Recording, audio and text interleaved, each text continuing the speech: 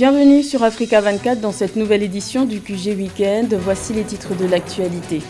Les populations gabonaises sont invitées à la plus grande vigilance face à la désinformation.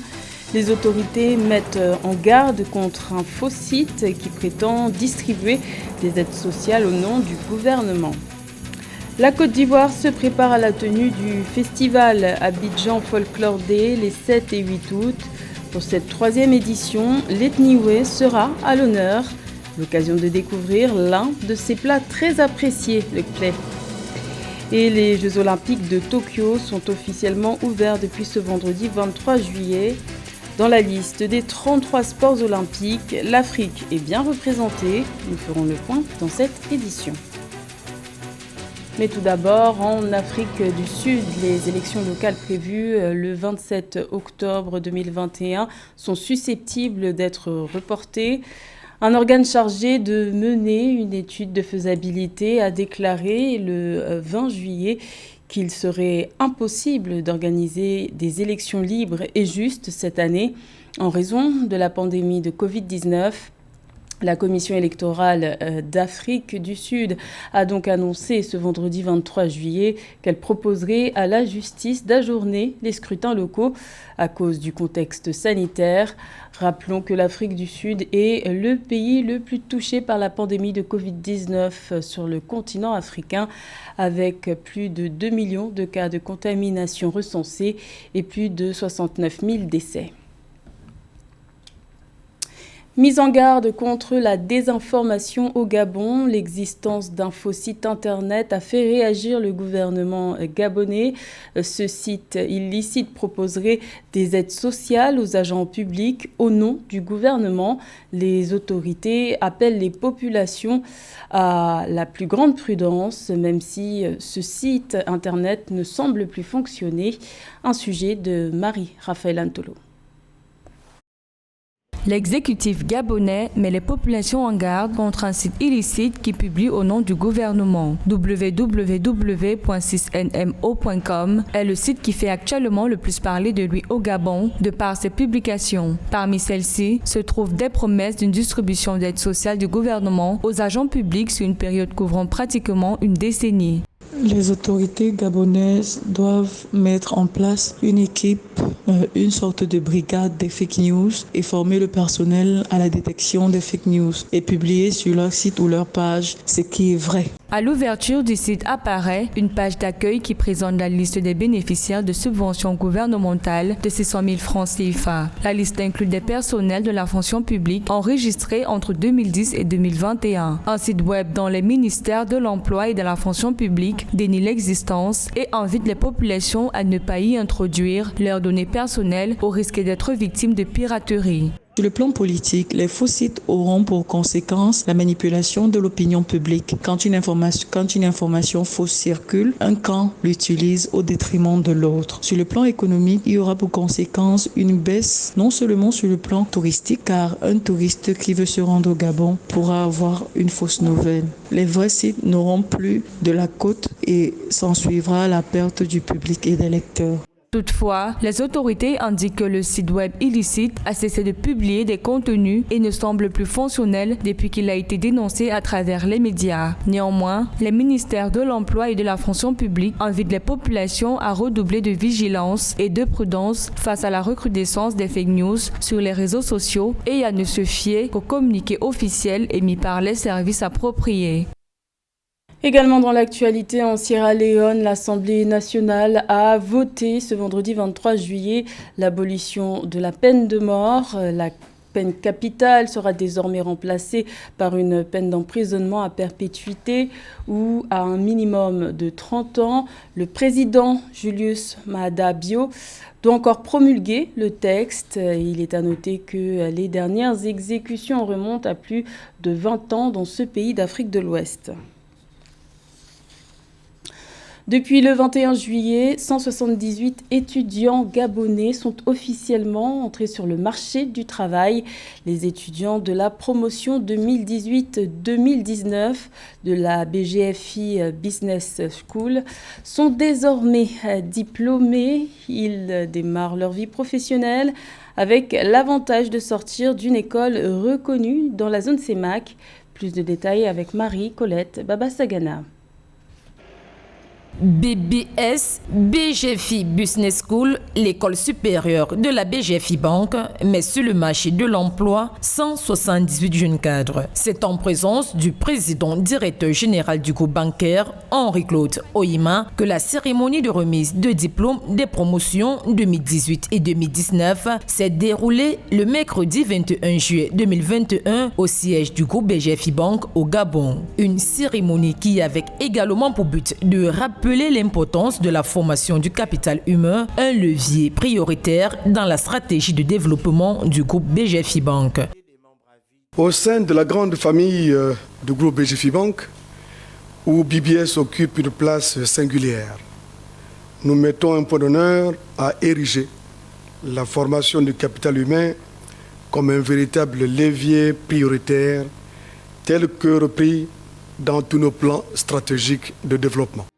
178 étudiants issus des filières banque, assurance, comptabilité, contrôle audit, système d'information ou encore gestion d'entreprise ont reçu le parchemin de cette institution reconnue comme l'une des prestigieuses écoles de banque de la zone CEMAC. BBS est en effet un facteur d'intégration sous-régionale et d'ouverture des économies sur le marché international. Le ministère en charge de l'enseignement supérieur, de l'éducation et de la formation civique vous adresse à vous-même et au directoire de l'école ses plus vives félicitations pour être parvenu à graver à l'encre indélébile dans la conscience collective cette vérité de l'économiste français Jean Bodin, à savoir « il n'y a de richesse que d'hommes ». Malgré le contexte sanitaire qui touche la communauté mondiale universitaire, la BBS a su tirer profit de cette crise pour révéler ses forces, sa capacité de résilience, d'adaptation et d'innovation ainsi que sa culture de l'excellence. Au sein de notre école, cette crise a été une formidable opportunité qui nous a permis de nous réinventer, de déployer notre capacité d'innovation en restant ancré sur les fondamentaux de notre mission, entre autres, transmettre des connaissances, sortir des sentiers battus pour proposer des solutions inédites. Ainsi, pour garder le cap, tout en faisant preuve d'adaptabilité face aux exigences sanitaires, BBS n'a pas hésité à expérimenter l'enseignement à distance. Avec cette remise de diplôme, c'est 178 jeunes cadres qui viennent ainsi enrichir le secteur bancaire de leurs connaissances. Créée en 2018, la BBS est la première école de banque du Gabon et de la sous-région Afrique centrale spécialisée dans les formations aux métiers de la banque et de l'assurance. Dans le reste de l'actualité, en Tunisie, le président Kais Saied a décidé de prolonger de 6 mois l'état d'urgence en vigueur dans le pays, et ce, à partir de ce samedi 24 juillet. Cette mesure d'exception prendra fin le 19 janvier 2022. Cette décision intervient alors que le pays est actuellement submergé par la pandémie de Covid-19. Il est à noter que depuis le premier état d'urgence décrété fin 2015, la Tunisie a prolongé cette mesure d'exception à plusieurs reprises. La 3e édition du festival Abidjan Folklore Day est en préparation en Côte d'Ivoire. L'événement se tiendra les 7 et 8 août. Cette année, ce sera l'ethnie Wé qui sera à l'honneur, avec notamment la valorisation de son art culinaire et la présentation d'un plat très apprécié. Il s'agit du play, un mets à découvrir avec Ange Doménio. Le play, un plat typiquement ivoirien. Ce mets, qui est souvent composé de poissons, de crevettes ou de viande, est une spécificité de l'ethnie Wé, un peuple de l'ouest de la Côte d'Ivoire. Il est généralement dégusté lors des fêtes traditionnelles ou même à des occasions de dégustation familiale. La sauce est si terminée, s'accompagne généralement avec le ba, très très célèbre ba, qui est en fait un foutou de manioc. Et on peut l'accompagner également avec le foutou de banane, on peut l'accompagner aussi avec la cali qui est fait à base de manioc, qui est aussi un plat typiquement ivoirien. Voilà, et donc on peut l'accompagner aussi avec le riz, surtout le bon riz villageois. Pour mieux connaître ce plat, nous nous sommes rapprochés de ceux-là même qui en sont les créateurs. Et à bien les entendre, ceux qui mangent ce plat en sont toujours rassasiés. Quand on parle de kléba, c'est dire que cette nourriture-là, la sauce est garnie. On ne peut pas faire le kléba avec un seul poisson, avec un morceau de viande. Il faudrait que la sauce soit vraiment garnie. Parce que le bar, comme nourriture, le bar ne s'avale pas seul. Il faut un peu d'ingrédients pour l'accompagner. C'est ce qui fait sa spécialité, sa particularité. Le plaid fera l'objet d'une présentation lors du festival Abidjan Folklore Day, une manifestation annuelle qui fait la promotion des cultures ivoiriennes. Chaque année, une ethnie est mise en valeur et c'est au tour de l'ethnie Oué. Le plaid et d'autres plats seront présentés au festival Abidjan Folklore Day qui se tiendra les 7 et 8 août au complexe Jesse Jackson de Yopougon. Nous aurons justement au cours de ce festival plusieurs danses traditionnelles. Ce que nous voulons faire avec ce festival, c'est justement promouvoir la culture ivoirienne. Et après 2 précédentes éditions où nous avons reçu le peuple Bété et le peuple Baoulé, à cette 3e édition, nous recevons le peuple Oué, le grand peuple Oué dans toute sa diversité et avec toutes ses richesses, toute sa richesse culturelle. D'autres plats seront présentés lors de cette manifestation culturelle. Il y aura des dégustations, des danses et des pratiques culturelles de tout genre. Le top départ est lancé depuis ce vendredi 23 juillet pour les athlètes qui participent aux Jeux Olympiques de Tokyo. Sur la liste des 33 sports olympiques, l'Afrique est bien représentée. Tous les athlètes africains n'ont qu'une idée en tête, battre le record des 45 médailles remportées à Rio en 2016. Le point avec José Douglas. Et d'abord, la cérémonie d'ouverture, ce vendredi 23 juillet, et la présentation de tous les pays qui vont y participer. Les choses sérieuses ont bien démarré avec le football et les 4 équipes qui nous représentent. D'abord, chez les filles, la Zambie a été battue par les Pays-Bas 10-3 et jouera ce samedi contre la Chine. Chez les hommes, Japon, Afrique du Sud 1-0 et l'Afrique du Sud jouera ce dimanche 25 juillet contre la France. Côte d'Ivoire, Arabie Saoudite 2-1. La Côte d'Ivoire sera face au Brésil ce dimanche 25 juillet. Égypte-Espagne 0-0 et l'Égypte jouera ce dimanche contre l'Argentine à Sapporo. Des Jeux qui vont se dérouler sans public et les athlètes seront-ils aussi motivés? Très difficile pour les athlètes de pouvoir se concentrer sur leur épreuve et surtout la partie entraînement. Et ce qui faisait aussi de ces Jeux Olympiques, c'est la convivialité.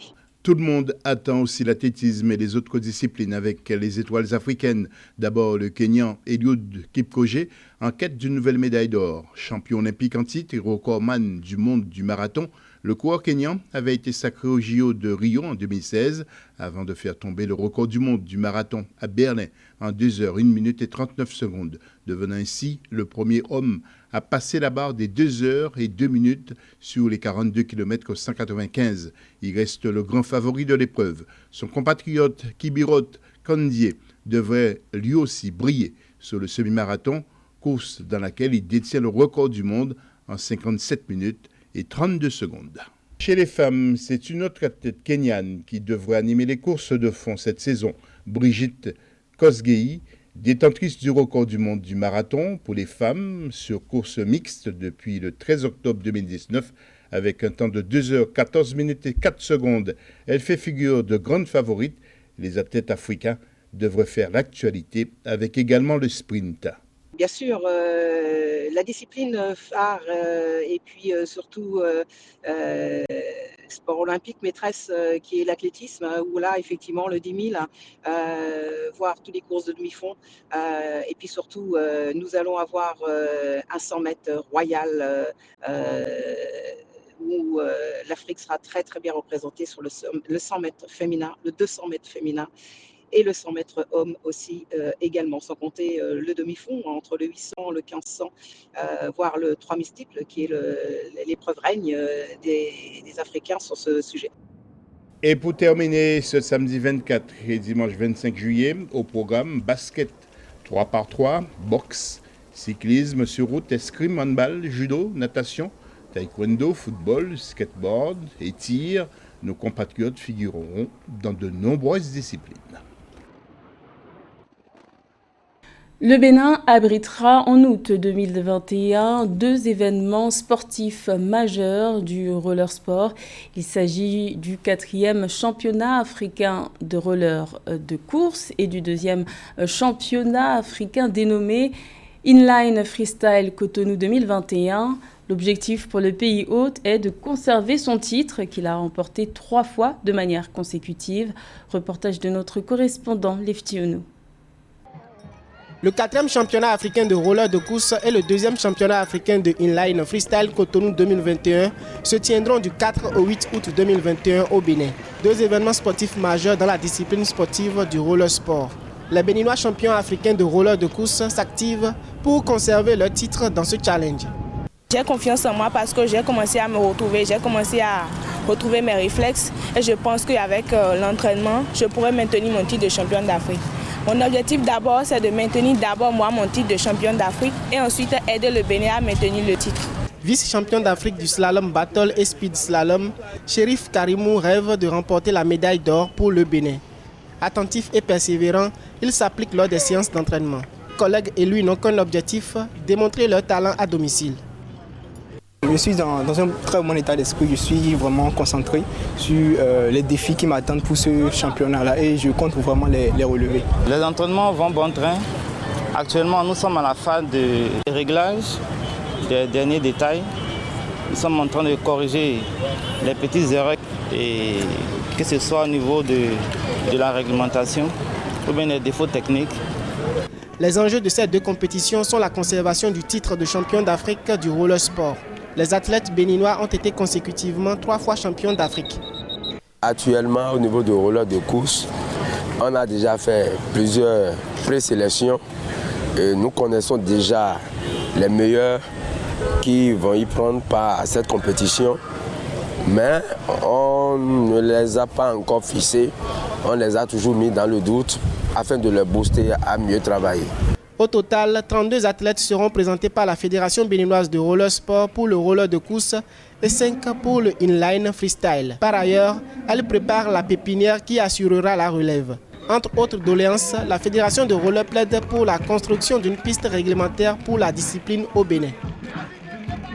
C'était le journal de la rédaction. Merci de l'avoir suivi. L'information continue sur Africa 24.